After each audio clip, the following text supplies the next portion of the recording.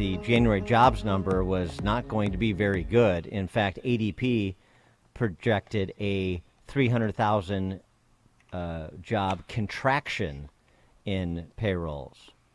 Well, I don't know who to believe less, the Labor Department or ADP, because this time ADP wasn't just wrong in terms of size. They were directionally wrong, categorically wrong. 467,000 new jobs in January, according to the Labor Department number just put out, to help us understand what's happening there and also make sense of Mark Zuckerberg losing about $30 billion in net worth in 30 minutes. We're pleased to be joined again by James Perry, Senior Vice President and Partner at Arbor Research. Jim, thanks for joining us. Appreciate it. Good morning, sir. Thank you very much. So ADP, the Labor Department, should we just ignore both? Yes, it's really quite astonishing to see the dispersion in some of these numbers, minus 300 to plus almost 500 within 24 hours and two different sets of statistics. So I think what it does is it highlights the idea that, since this pandemic started, this economy is really changing, and the statistics and the measuring tools that we have to figure out where we are really aren't adequate to determine what's in the minds of people who are quitting, people who are working, people that want to go out, people that want to stay in. It's a changing time. And so if you're to believe that we had this surprising job number, or at least just generally speaking, that jobs increased in January, does that tell us anything about, powering through Omicron and thus now powering through COVID more generally? I think the Omicron story is finite. I think it's definitely dissipating. And it's interesting to see how the administration is kind of backing off this fear stuff. Fauci, we haven't seen him or heard from him in weeks, right? And it's interesting that the government's going to have to do something because Sweden, I don't know if you saw this yesterday, they have opened up their economy completely. Switzerland did it yesterday. So everybody recognizes that Omicron wasn't as bad as we thought. So I think that you're going to see more people start migrating back to cities and going to work. Not all of them, but more. And right now, New York City and Chicago is a ghost town, as you know. Well, and yet stock futures declined in response, at least in part, to the jobs number. So you would think that seems counterintuitive to me. It kind of does, but you have to think about why the Fed exists and what they perceive their role in this whole thing to play. The Fed has always had a dual mandate, which is stable prices and full employment. And really, since sort of the 87 crash when Greenspan started printing money, and certainly the acceleration of it since 2000, the Fed's third mandate, which is not written on paper, is really market stability. And the fact is that, 80% of the volumes in the stock market and the bond market are driven by high-frequency algorithmic computers, right? So these guys are day traders. They borrow money overnight, and they get long the stock market. That's why we've had these just tremendous waves of momentum that push up and occasionally kind of go back down. But I think the stock market is down today because interest rates are going to be perceived to be accelerating at a faster pace. I'm not sure that's going to come to fruition or not. We'll know by March 16th, which is the next FOMC meeting. The odds of a 50 basis point hike are still less than 50%, but they are accelerating rapidly. And most of Washington, I'm sorry, go ahead. No. Most of Washington, what? Continue, sorry. Well, most of Washington and the Fed and most of Wall Street embrace higher inflation, right? They have to pay back all this debt with a depreciated dollar. So you get this inflationary kind of momentum story narrative out of Washington, and you get it out of Wall Street. So they encourage and embrace the idea that the market may need as many as 5 or 7 hikes this year. I'm just not sure that. Well, go ahead. No, well, again, I'm sorry, I keep you interrupting, but I want to talk about the big tech stocks and Facebook yesterday. I mean, their first ever dip in active users, 1 million that they lost, and that sent stocks spiraling. But what happened? I think the bottom line, Amy, is that the big cap tech stocks and the broad stock market in general has been supported by free money. And if you look even right now, overnight money at the Fed is trading at 5 cents, right? That's 5/10 of a percentage point, or 5 cents, 5/100ths of a percentage point. So money is really, really cheap and really, really available to the financial system.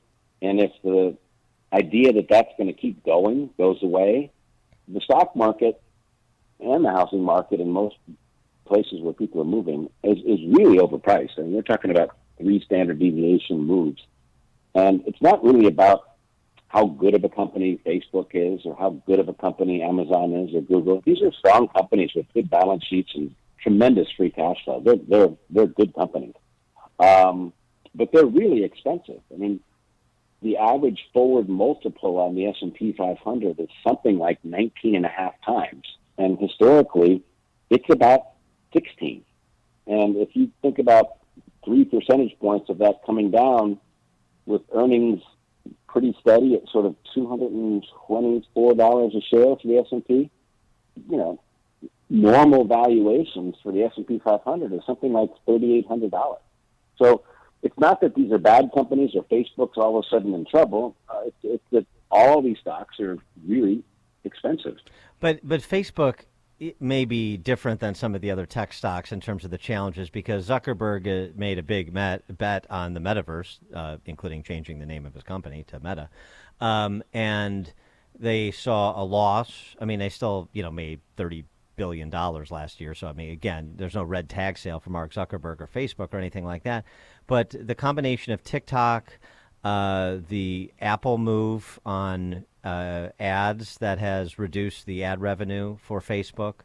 There are some structural things that are challenging Facebook in addition to that big bet that Mark Zuckerberg is making, which may turn out to be, akin to the laser disc. We'll see. That particularly challenge Facebook in a way that they don't Amazon or Apple. That is absolutely true.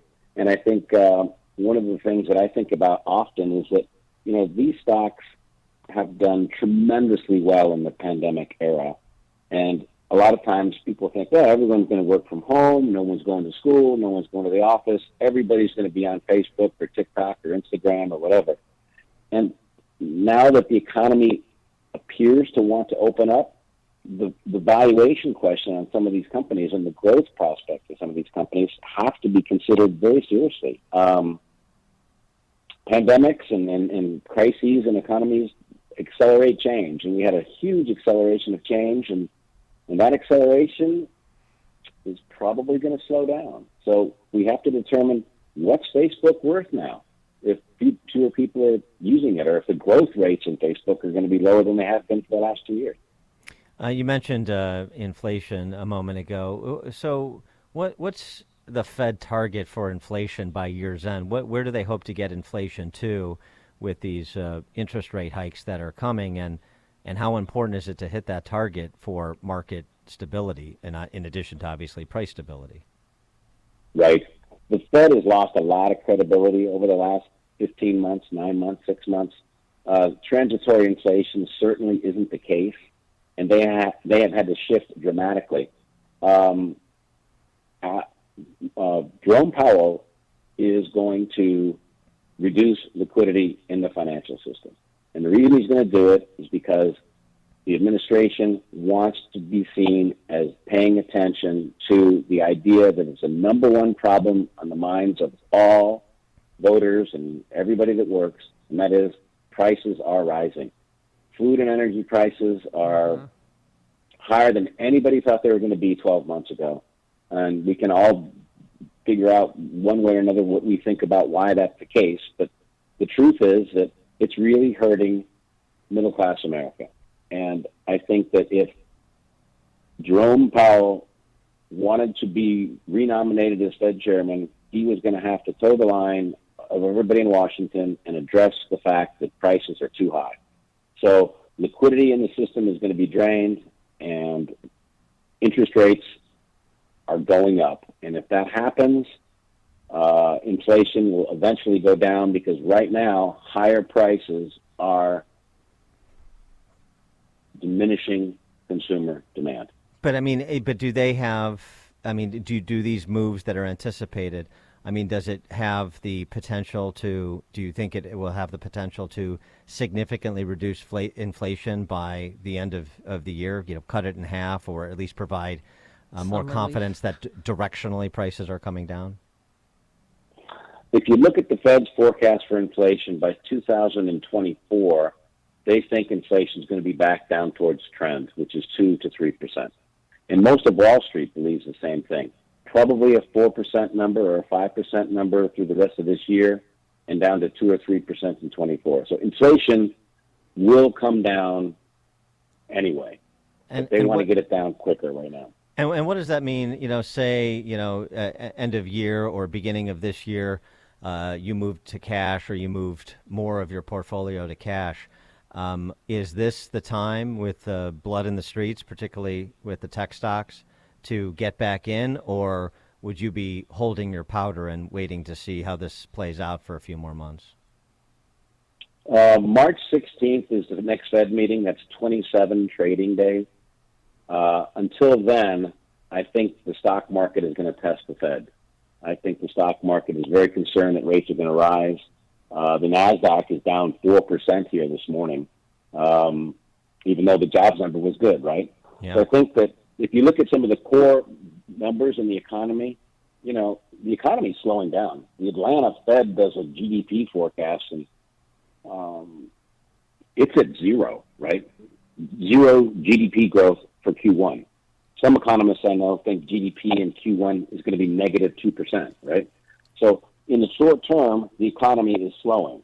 What the stock market does with that, I think they're going to say, okay, Mr. Fed, how far are you going to go here, and what's it going to mean to our future cash flows? And right now, I think the stock market is going to be very, very volatile, and I think it's probably going to put in lower lows than it did in January going into this FOMC meeting. And at that point, yeah. Oh, sorry, go ahead. And do you expect cryptocurrencies to follow suit? Do you expect them to essentially move in the direction of the markets? Yes, I do. I mean, the Bitcoin that trades most volume in the world is by far the most volatile security on the planet, and it tends to correlate quite directly to things like the NASDAQ and the Russell 2000. All right. Keep my money in the mattress. Right.